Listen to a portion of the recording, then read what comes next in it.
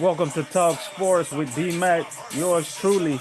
And on this show, we talk about all sports related topics, but mainly my Philadelphia Eagles. And we're coming at you in three, two, one. Welcome back, guys, to another episode of Sports Talk with your boy.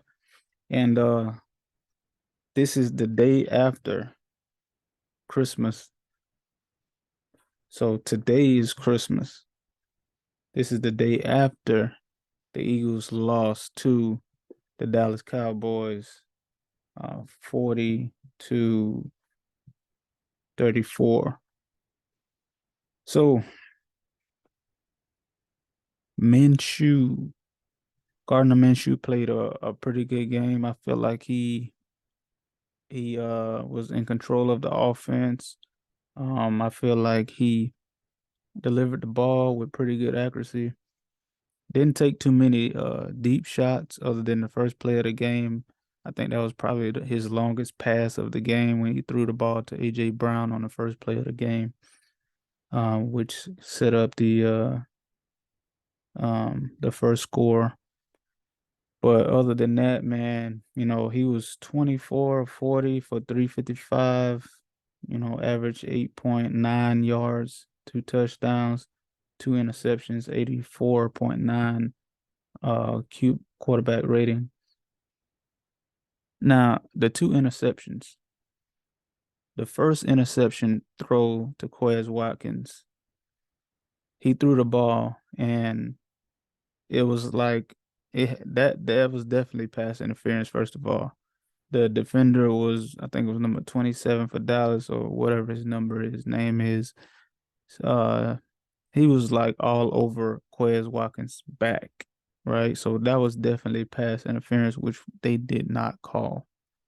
The second interception, again thrown to Quez Watkins, well, targeting Quez Watkins, and he catches the ball and he's turning over, and as he's going to the ground, the guy just rips the ball from him.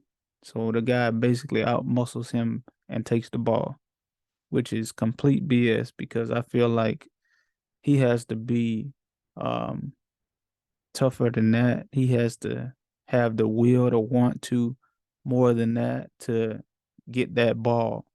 You know, if the ball is in the air, just like Smitty said, just like AJ Brown said, the ball in the air is my ball or no ball. You know what I'm saying? It's my ball or nobody's ball.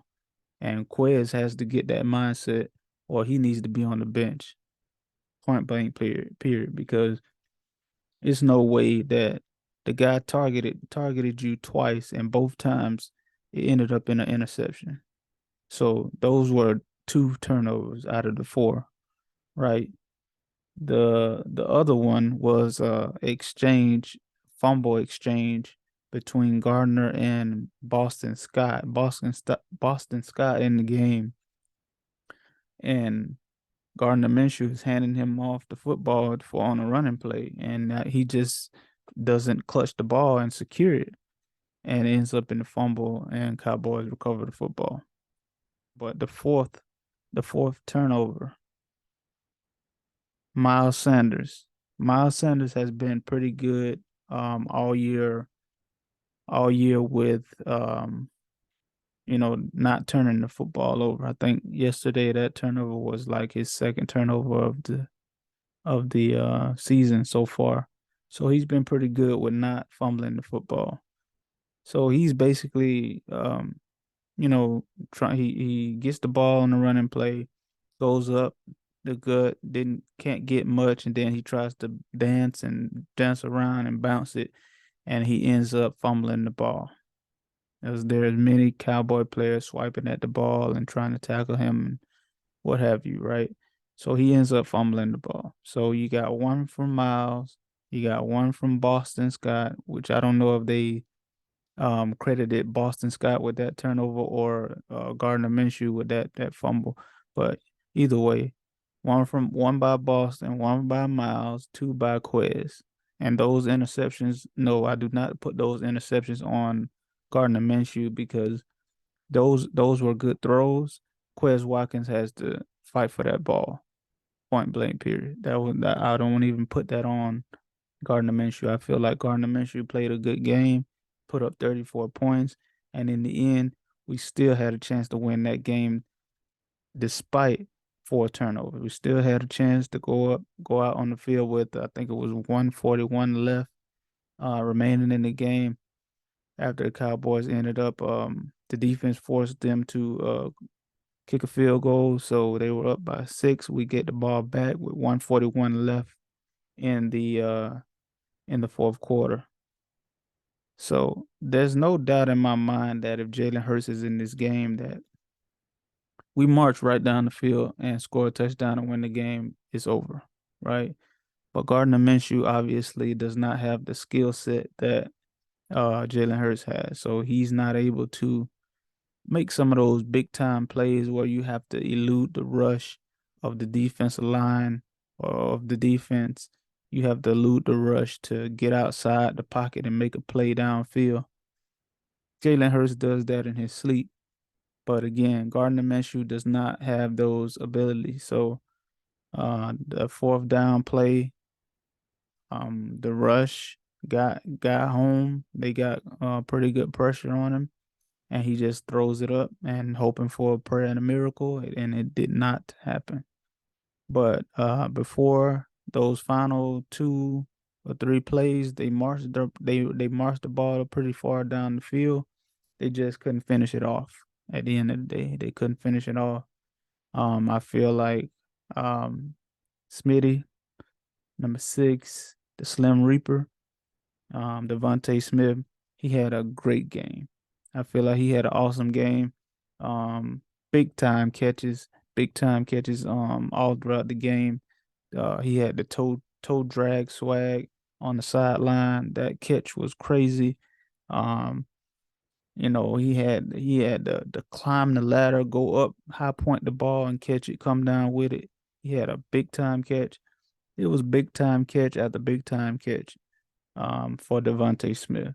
So Devontae Smith ended up with eight receptions for 113 yards. He averaged 14.1 yards per catch. Longest was 23 yards, and he had 2 touchdowns. Not to mention, he also went over the 1,000-yard mark on the season. So we Eagles have 2 1,000-yard receivers for the first time in franchise history. That's big. So the future is bright for this offense and these receivers. We haven't had this type of production from the wide receivers in ever. Ever. I mean, the closest they probably got was when T.O. was there, but T.O. was a one man show. This offense, you have so many different options to go to, including Dallas Goedert. You got A.J. Brown, Devontae Smith, Quez Watkins. When he's not letting defenders take his ball, take his cookies, take his lunch. He can make some big plays, but he was really disappointing last night in that game. But I digress. It really pissed me off. It really pissed me off that that we had those turnovers and ended up losing that game because I hate the Cowboys. I really hate them. But um I got a feeling that we'll end up seeing them again in the playoffs, and that's gonna be some sweet, sweet revenge right there. Sweet, sweet revenge. I'm not gonna sit here and make any excuses. I'm just telling you the facts, right? The facts are we had 4 turnovers. The facts are we still had a chance to win the game in the final minutes of it. Couldn't pull it out. And just gotta be better. It had to be better than that. I know from my viewing of videos, post game interviews and locker room interviews and things like that. Last night after the game, um, like Fletcher Cox said that he can feel the temperature of the room, the temperature of the locker room, and those guys are pissed off. and I don't blame them. They should be pissed off. They know they let the game get away from them. They know they turned the ball over and this a lot of uncharacteristic things. Lane Johnson got hurt in the game. Hopefully he's good for next game. That will be a huge blow. Um, we also lost um Avante Maddox, slot cornerback in this game. He oh my goodness, like he's starting to make me feel like he's fragile. You know what I mean? Like he keeps getting hurt for whatever reasons, but he started off the game really really good. Like he was making some big plays in that game, and then he ends up getting hurt in the game. So he gets hurt, then Josiah Scott has to come into the game, and that's like a huge drop off. That's like going from A to a C or maybe a D plus. You know what I mean? Like he's not Avante Maddox, and because of that, the defense had to play a little bit differently. I feel like they played a lot of zone in that game, and Dak Prescott was just delivering the ball to receivers over and over and over. Now they did sack him a couple of times, but he still was pretty much eating up the middle of the field. It wasn't a whole lot of plays to receivers on the outside, but the middle of the field just kept tagging the middle of the field over and over with CD Lamb, and he hit the tight ends a couple times, and he eluded the rush and scrambled um, to his right, a couple times. So, um, you know, it was really disappointing, to say the least. But like I said, I hope, I really hope that we end up seeing the Cowboys in the playoffs because sweet revenge. That's all I'm gonna say. Sweet revenge. Yeah. But Dallas got his first game back. He had three receptions for 67 yards. I feel like he was the three catches that he had were big impact catches. I feel like they could have targeted him a little bit more. Um Overall, I think, like I said, I think Gardner Minshew played pretty well. His first full game as a starter in a long time. He I think he did the team well. It was a big task to go down to Dallas and in a big time game and ask him to fill that void of a Jalen Hurts, but I think he played pretty well, but he's not Jalen Hurts at all. Jalen Hurts is an MVP candidate this year, and he's playing like one. He has played like one all season long, and he doesn't have those abilities, but for what it was, he played well. I feel like he did what he had to do um to keep us in the game. Um but we just can't have the turnovers, man. You can't have turnover. You can't have four turnovers in a game. It's not sustainable. Not sustainable at all. We have the New Orleans Saints next game, and I doubt Jalen Hurts will play in that game either. If he does and he's ready to go and he's feeling good, then hey, I say play him. But I know they're gonna err on the side of caution, especially with the playoffs being so close around the corner. You want to have Jalen Hurts as healthy as possible going into the playoffs, right? So all Eagles need to do, we still have everything right in front of us, in front of them, however you want to say it. I say us because them my boys. I ride and die with them. You know what I'm saying? Even though I'm not on the field with them, I'm in there spiritually with them. You know what I'm saying? I'm right there with them mentally. They hurt, I hurt, I feel the pain. You know what I mean? I was so frustrated and upset last night. I know they was right there with me. You know what I'm saying? So that's why I say us. You hear me say us? That's why I say us. You know what I'm saying? But either way, um, it was disappointing, like I said, but we were right there the whole game. We were even up 24-17 at one point. We had leads in the game, multiple leads in the game, couldn't hold it. The defense, it was just too inconsistent. Now, I feel like there was inconsistencies on both sides of the ball. Offense and defense had inconsistencies. And you have to be consistent in your approach, especially when you're playing a pretty good team. Now, no doubt about it. Like I said, if Jalen Hurts was playing, it would have been a different game because Jalen Hurts would have definitely tried to take advantage of Dallas Cowboys backup cornerback on the outside. Take some deep shots. We didn't take many deep shots. I feel like Gardner Minshew, he was just basically taking what the defense give you. A lot of short, intermediate stuff, not a lot, no deep stuff. And I feel like he was kind of playing not to lose rather than playing to win, and that's okay because he ended up doing a good enough job.